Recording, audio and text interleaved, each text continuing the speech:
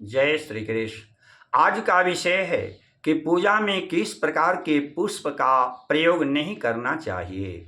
तो इस विषय में पद्म पुराण में वर्णन है कि पूजा में 11 प्रकार के पुष्प का प्रयोग नहीं करना चाहिए। जो पुष्प रात्रि में तोड़ा गया है उस पुष्प को देवताओं पर नहीं चढ़ाना चाहिए। जो पुष्प बासी हो गया है उस पुष्प को देवताओं पर नहीं चढ़ाना चाहिए।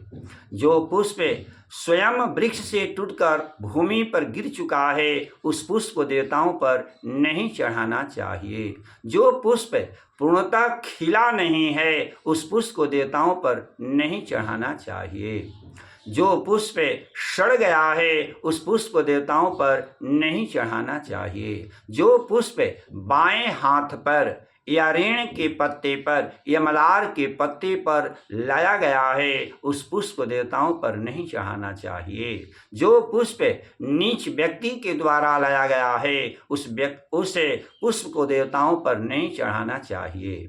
जिस पुष्प की पखुड़ियाँ बिखर गई हों उस पुष्प को देवताओं पर नहीं चढ़ाना चाहिए। जिस पुष्प को किसी ने सूंघ लिया हो उस पुष्प को देवताओं पर नहीं चढ़ाना चाहिए। जिस पुष्प को कीड़े खा गए हों या छेद कर दिए हों उस पुष्प को देवताओं पर नहीं चढ़ाना चाहिए।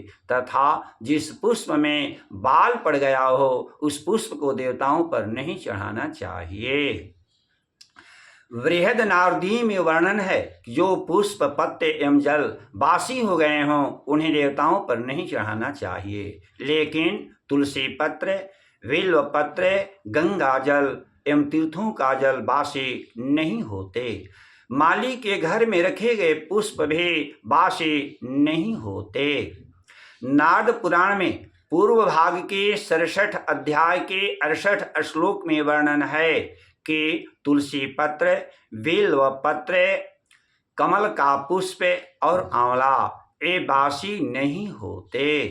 कमल का पुष्प और आंवला 3 दिन तक शुद्ध रहते हैं।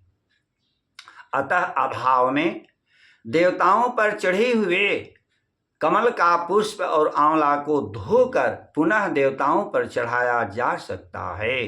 तुलसी और बिल्व पत्र सदा शुद्ध रहते हैं। अतः अभाव में देवताओं पर चढ़े हुए तुलसी पत्र एवं बिल्व पत्र को धोकर पुनः देवताओं पर चढ़ाया जा सकता है।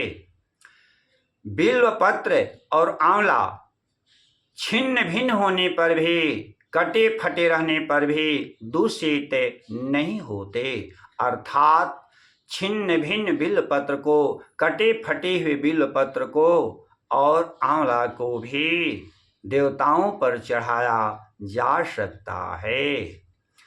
केश कीटानि विद्धानि निशि परयोषितानि च।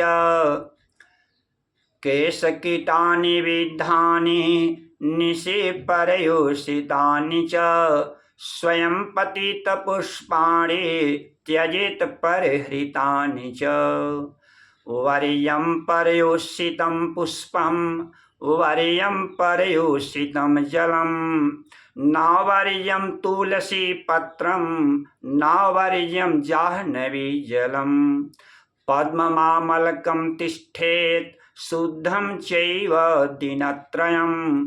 तुलसी सर्वदा शुद्धा, बिल्वपत्रं तथैव च। अंत में सबके मंगल की कामना। ओम स्वस्ति।